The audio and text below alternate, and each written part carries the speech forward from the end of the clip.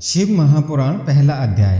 एक समय महर्षि वेदव्यास जी के प्रधान शिष्य श्री सूत जी, जिन्होंने अपने गुरु की सेवा द्वारा बड़प्पन प्राप्त किया था, नेमिषारण्य नामक वन में भगवान सदाशिव की तपस्या कर रहे थे। वह सदैव शंकर जी के ध्यान में मगन रहकर उन्हीं के गुणों का कीर्तन किया करते थे। उन्हीं दिनों संयोग से शौनक ऋषि अपने साथ अन्य बहुत से ऋषियों को लेकर श्री सूत जी के पास आए तथा उनसे इस प्रकार बोले, हे सूत जी, हम लोग संसार रूपी अथाह सागर में डूबे हुए हैं। हमारा परम सौभाग्य है कि आज हमें आपके दर्शन प्राप्त हुए। कुछ समय पश्चात वह युग आने वाला है जिसमें पुराने धर्म नष्ट हो जाएंगे तथा पापाचार में वृद्धि होगी। सब लोग उस धर्म को त्याग कर कुमार्ग पर चलने लगेंगे। चारों वर्ण इस प्रकार अपने कर्मों से पतित हो जाएंगे कि ब्राह्मण वर्ण खेती करने लगेगा, ब्राह्मण छल कपट में अत्यंत चतुर होने लगेंगे, क्षत्रिय भी अपनी जाति धर्म को त्याग कर युद्ध क्षेत्र से विमुख होकर पलायनवादी बन जाएंगे तथा चोरी करने में अत्यंत चातुर्य का प्रदर्शन करेंगे। वह शूद्रों के समान कार्य करना पसंद करेंगे और उसी अवस्था में रहकर प्रसन्नता का अनुभव करेंगे। गौ की रक्षा करना वे छोड़ देंगे। इस प्रकार क्षत्रिय जाति अत्यंत अन्यायी एवं दुखदायी हो जाएगी। इसी प्रकार वैश्य भी अपने श्रेष्ठ धर्म को त्याग कर पाप कर्मों द्वारा धन का संचय करेंगे एवं उत्तम मार्ग को ठुकरा देंगे। इसी प्रकार शूद्र भी अपने धर्म को त्याग कर ब्राह्मणों का कर्म करने की चेष्टा करेंगे। शूद्रों द्वारा इस प्रकार विपरीत कर्म किए जाने पर ब्राह्मणों का तेज नष्ट हो जाएगा। ऐसी दशा में संपूर्ण प्राणियों की आयु भी कम हो जाएगी।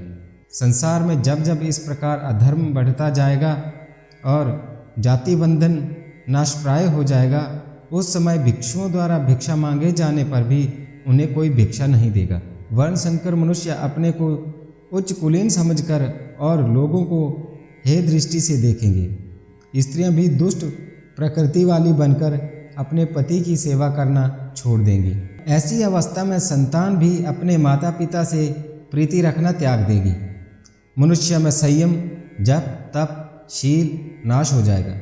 ऐसी अवस्था में प्रतिदिन नित्य अत्याचार, क्रूरता का माहौल बन जाएगा। हे सूत जी, ऐसे घोर काली काल में लोग तपस्वियों को केवल इसलिए सम्मान देंगे कि वे उनके पुत्र आदि उत्पन्न होने की कामना को पूर्ण करने में सहायता प्रदान करेंगे। इस युग में केवल अपने शरीर को संवारना ही सुंदरता का लक्षण होगा। अपने पेट को भर लेना ही सबसे श्रेष्ठ कार्य समझा जाएगा।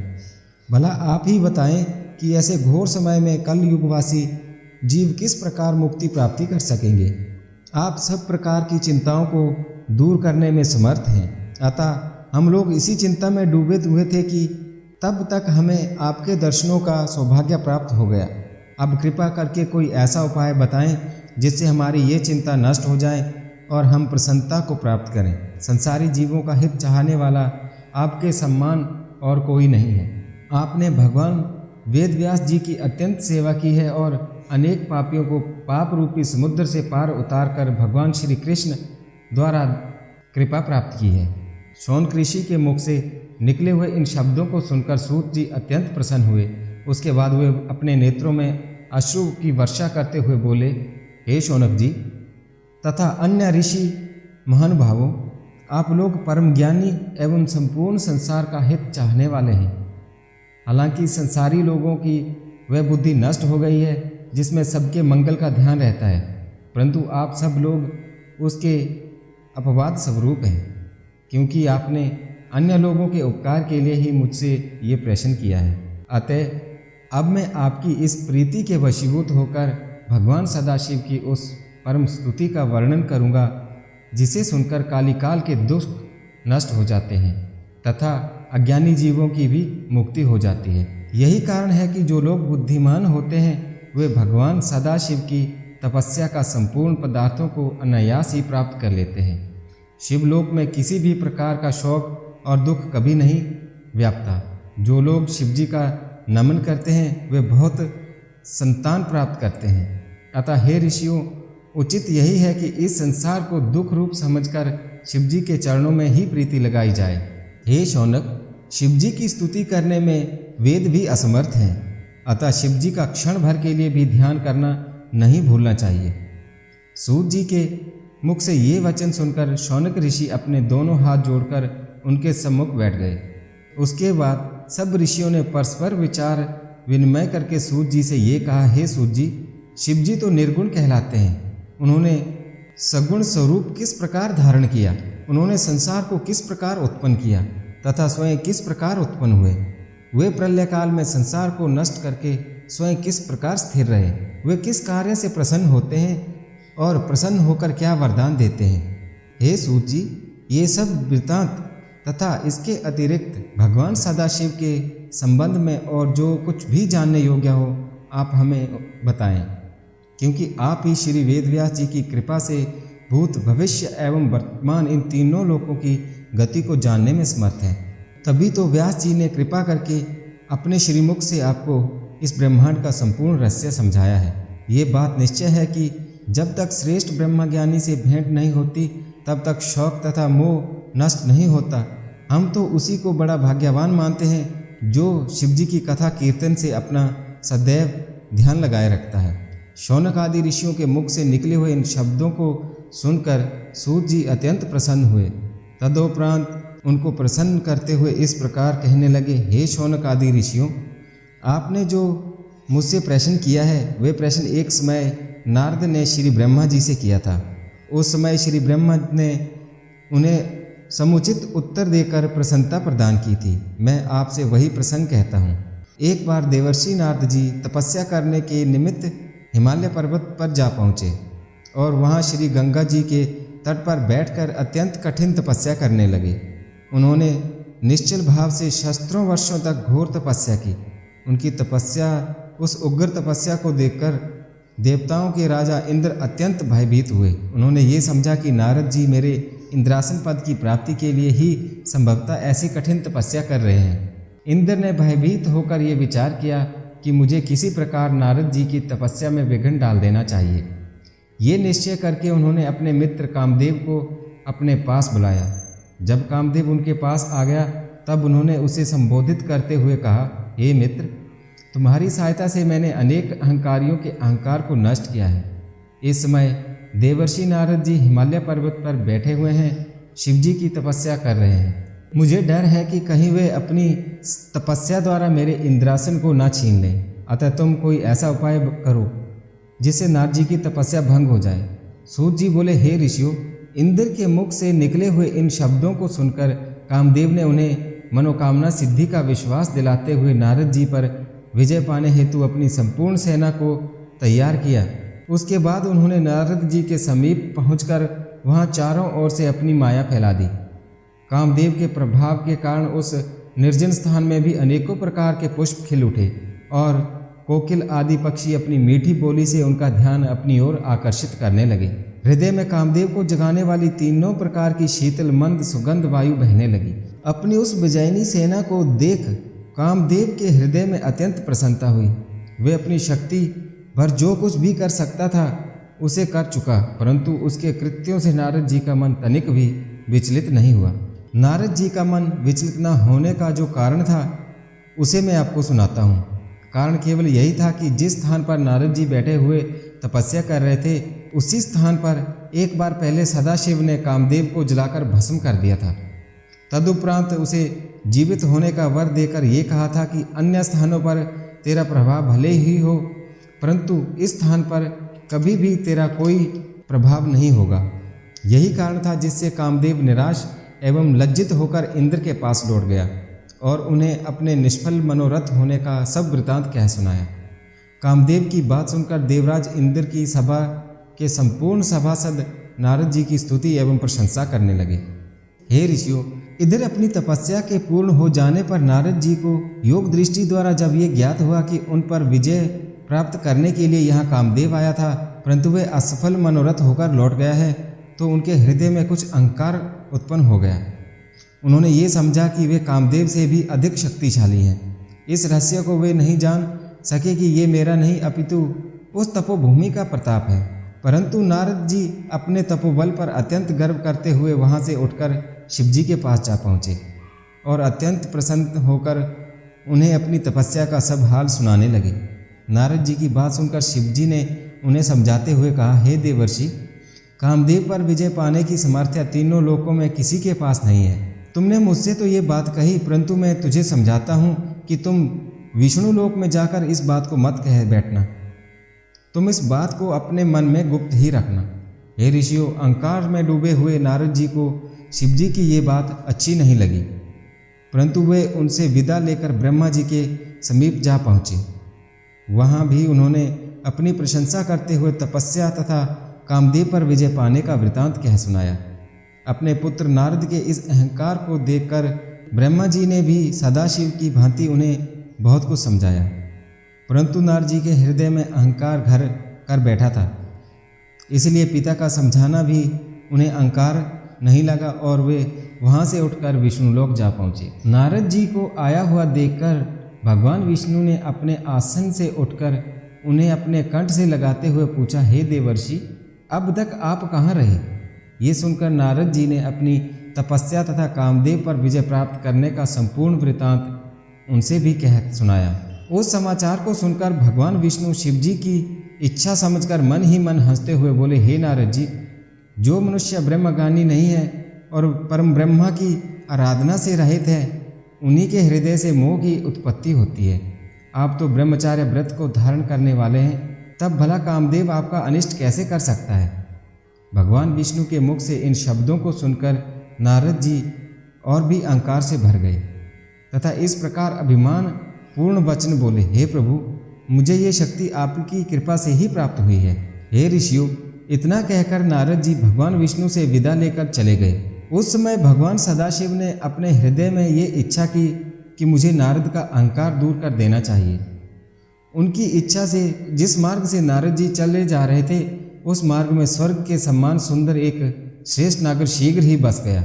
उस नगर में शीलनिधि नामक राजा राज्य करता था।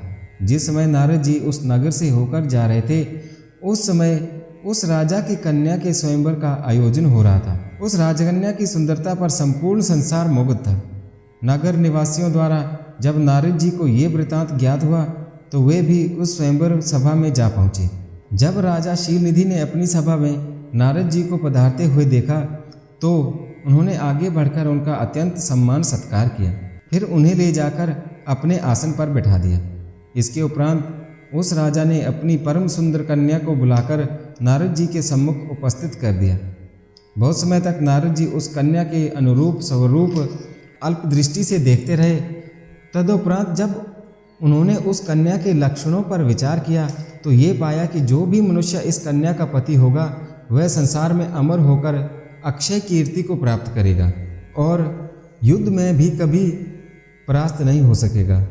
कन्या के इन लक्षणों को विचार कर नारद जी वहाँ से उठकर अपने मार्ग पर फिर चल दिए, परंतु कुछ समय उनका मन काम के वशीभूत होकर उस कन्या की ओर स्वयं प्राप्त करने की ललायत हो रहा था। इस प्रकार वे अपनी बुद्धि के विपरीत कामदेव के जाल में फंस गए। उन्होंने ये भी विचार किया कि जब तक मैं सुंदर नहीं हूँ तब तक मुझे उस कन्या का मिलना असंभव है, क्योंकि स्त्रियां सुंदरता को ही अधिक प्यार करती हैं। मुझे ये उचित है कि मैं भगवान विष्णु से उनकी सुंदरता मांग लूँ और राजकुमारी को मोहित कर अपने साथ विवाह करने के लिए उसे तैयार कर लूँ। हे ऋषियों, इस प्रकार निश्चय करके नारद जी वहीं मार्ग में एक स्थान पर बैठकर श्री विष्णु जी का ध्यान करते हुए ये प्रार्थना करने लगे कि हे प्रभु, संसार में आपके समान मेरा हितकारी अन्य कोई नहीं है। आप यहीं प्रकट होकर मेरे मनोरथ को पूर्ण करें। नारद जी की इस प्रार्थना को सुनकर विष्णु जी उसी स्थान पर प्रकट हो गए। जब नारद जी ने उन्हें अपना मंतव्य सुनाया तो उन्होंने उत्तर दिया, हे नारद, जिस प्रकार वैद्य रोगी की इच्छा के प्रतिकूल भोजन देता है उसी प्रकार मैं भी आपको सेवा करूंगा। इतना कहकर श्री विष्णु जी अंतर्ध्यान हो गए। नारद जी उनके गूढ़ वचनों का भावार्थ नहीं समझ सके। नारद जी का संपूर्ण शरीर श्री विष्णु जैसा हो गया, परंतु उनका मुख बंदर जैसा बना रहा। नारद जी वहाँ से उठकर शीघ्रतापूर्वक पुनः राजसभा में जा पहुँचा। नारद जी बारंबार उचकते हुए मन ही मन ये विचार करके प्रसन्न होने लगे कि अब राजकन्या मुझे छोड़कर अन्य किसी को वर्ण नहीं करेगी। उस सभा में नारद जी के इस नए स्वरूप को कोई देख नहीं सका, अतः सबने उन्हें नारद समझकर ही प्रणाम किया। भगवान सदाशिव के दो गण भी ब्राह्मण का रूप धारण किए हुए बैठे थे। उन दोनों से ये रहस्य छिपा न रह सका। वे दोनों नारद जी के पास जाकर बैठ गए। उन्होंने मुस्कुराते हुए नारद जी से कहा, हे मुनीश्वर, आपको तो भगवान विष्णु ने अत्यंत सुंदर रूप प्रदान कर दिया है। अब भला राजकन्या आपको छोड़कर अन्य किसी को क्यों स्वीकार करेगी? सूत जी ने कहा, हे शौनकादि ऋषियों।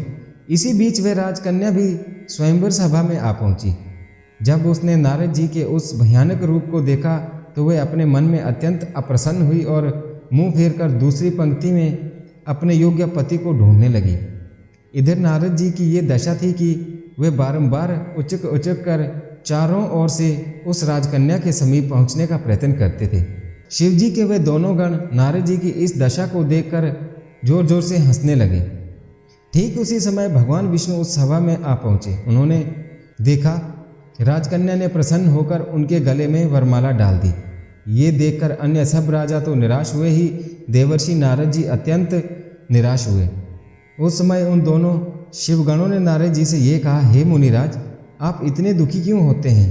कृपा कर अपने मुख को किसी दर्पण में देख लीजिए। शिवगणों की बात सुनकर नारद जी वहाँ से उठकर एक पानी से भरे तालाब के पास जा पहुँचे।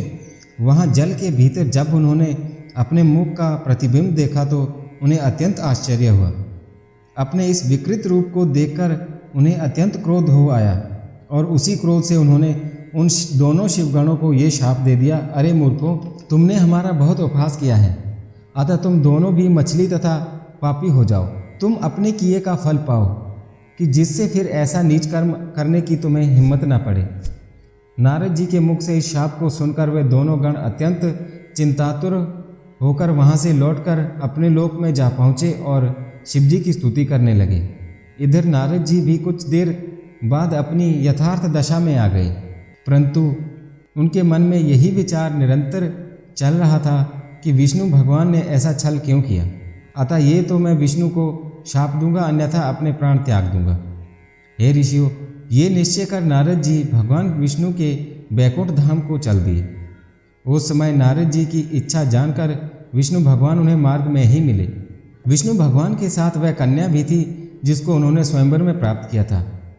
अतः विष्णु भगवान ने नारद को प्रणाम करके हास्यपूर्ण शब्द में कहा, हे नारद जी, आप इस प्रकार चिंतित होकर कहाँ जा रहे हैं? विष्णु के ऐसे वचन सुनकर नारद जी अत्यंत क्रोधित हुए। उसी समय क्रोध अवस्था में नारद जी के मुख से ये शब्द निकले, हे विष्णु, तुम इस समय हमको अच्छे मिले। तुम बड़े छली हो। तुम्हारा वह छल जो तुमने दिति के पुत्रों के साथ मोहिनी रूप धारण करके अमृत को बांटने में किया था, वही छल तुमने मेरे साथ किया। सदाशिव ने भी तुमको वरदान देकर संपूर्ण सृष्टि का स्वामी बनाकर उचित नहीं किया। अब सदाशिव भी तुमको ऐसा स्वाधीन एवं संपूर्ण सृष्टि का स्वामी बनाकर अपने मन में चिंतित हैं। अब हम सदाशिव की आज्ञा अनुसार ही तुमको तुम्हारे कर्मों का फल देते हैं, जिससे कि तुम भविष्य में फिर ऐसा कोई काम ना कर सको। यद्यपि तुमको सदाशिव ने वरदान दिया है तो भी हम तुमको केवल शिक्षा देने के लिए शाप दे रहे हैं। नारद ने इतना कहकर विष्णु को ये शाप दिया, हे विष्णु, तुम जिनके सम्मान हमारा मुख कर दिया था वही वानर तुम्हारी सहायता करेंगे। जिस स्त्री के लिए तुमने हमारा अपमान किया, तुम भी उसी स्त्री के वियोग में अत्यंत दुखी होकर वन वन में घूमते फिरोगे। विष्णु ने ये सुनकर नारद जी के चरणों पर अपना मस्तक रख दिया, परंतु नारद जी ने उन्हें क्षमा नहीं किया। भगवान सदाशिव ने ये देखकर नारद जी के मन से अपनी माया हटा ली। उसी समय ना तो नारद जी की वह दशा रही और ना वहाँ कोई स्त्री ही दिखाई दी। तब नारद जी ने आश्चर्यचकित होकर खेद प्रकट करते हुए कहा नहीं जा सकता कि ये सब वृतांत सत्य है या मैंने ऐसे स्वप्न में देखा है। फिर आपकी माया अपरंपार है, जिससे हम जैसे बुद्धिमान भी भ्रमित हो जाते हैं। कहते हुए नारद जी विष्णु जी के चरणों में गिर पड़े। हे नारायण, आप मेरे शाप का खंडन कर दीजिए तथा जो कठोर शब्द मैंने कहे हैं उस महापाप के लिए आप मुझे क्षमा कर दीजिए। ये सुनकर विष्णु ने कहा, हे नारद, तुमने सदाशिव के वचनों की जो अवज्ञा की है वह सब ठीक, ये सब उसी पाठ का फल मिलता है। अब भी उचित है कि तुम चैतन्य होकर सदाशिव को महान समझो। वे ही तीनों स्वरूप धारण करके तीनों कार्यों द्वारा संपूर्ण सृष्टि का संचालन करते हैं। वे स्वयं प्रलय के स्वामी हैं। मैं केवल सदाशिव के तप के कारण ही सबसे बड़ा गिना जाता हूँ। हे नारद, तुम उन्हीं सदाशिव की तपस्या करो, क्योंकि उनकी आराधना और तपस्या के बिना कोई भी परम पद प्राप्त नहीं कर सकता। अब तुम्हें उचित है कि सब कुछ त्याग कर सदाशिव का भजन करो एवं उनके शतनामों का जाप करो। वे ही मेरी शक्ति है। तुम हृदय से शिवजी के चरणों का ध्यान रखकर देशाटन करो और जिससे तुम्हें दुख न हो। तुम्हारे लिए यही उचित है कि संपूर्ण भूमंडल पर भगवान सदाशिव की महिमा देखते हुए काशी जी को सिधारो। उसे रुद्र क्षेत्र, वाराणसी, मुक्ति क्षेत्र तथा महाशमशान भूमि भी कहते हैं। इतना कहकर विष्णु जी अंतर्ध्यान हो गए और नारद जी सदाशिव जी के पास चल गए। मार्ग में वे दोनों गण मिले और वे भी नारद जी के चरणों में गिरकर क्षमा याचना करते हुए बोले, हे नारद जी, हम ब्राह्मण नहीं अपितु सदाशिव के गण हैं। हमने आपका बड़ा अपमान किया, इसलिए हमें अपना दास समझकर कृपा करें, क्योंकि हम अपने कर्मों का फल प्राप्त कर चुके हैं। नारद जी ने ये सुनकर खेद प्रकट करते हुए कहा, मेरी बुद्धि भ्रष्ट हो गई थी। सदाशिव की माया अपरंपार है। मैंने जो कुछ कहा है हे शिव गणों, वे होकर ही रहेगा। परंतु मैं तुम्हें ये वर देता हूँ कि तुम दोनों भाई मुनि के वीर्य एवं राक्षसी के गर्भ से उत्पन्न होंगे तथा बहुत प्रतापी होंगे। संपूर्ण सृष्टि पर विजय प्राप्त करोगे तथा अनेक प्रकार के भोग भोगकर भी सदाशिव की भक्ति से अचेत न होंगे। अंत में वानर और मनुष्य द्वारा तुम मुक्ति प्राप्त करोगे। इतना कहकर नारद जी पहले सदाशिव के पास तथा फिर ब्रह्मा के पास गए और वहाँ दोनों हाथ जोड़ स्तुति करते हुए बोले, हे पिता, आपने विष्णु की जो कथा मुझसे कही थी, जिसमें भक्ति, वैराग्य, तप, दान की रीति एवं तीर्थ आदि का वर्णन है, वे तो मैंने सुनी, परंतु मैं सदाशिव जी की भक्ति से अभी अनभिज्ञ हूँ। इसलिए कृपा कर मुझे क्रम से बताएं कि सदाशिव आदि मध्य तथा अंत में क्या रहते हैं और कैसे प्रसन्न होते हैं। वे निर्गुण होकर भी सगुण कैसे हो जाते हैं। आप अपनी तथा विष्णु जी की उत्पत्ति के ऊपर भी प्रकाश डालिए। शिव और पार्वती के जितने भी चरित्र हों, कृपा करके उन सब पर भी प्रकाश डालिए, जिससे मुझे और आपको भी प्रसन्नता हो। इससे आगे की कथा मैं आपको अगले भाग में बताऊंगा। आप सबसे गुजारिश करना चाहता हूं, कृपया चैनल को सब्सक्राइब करें।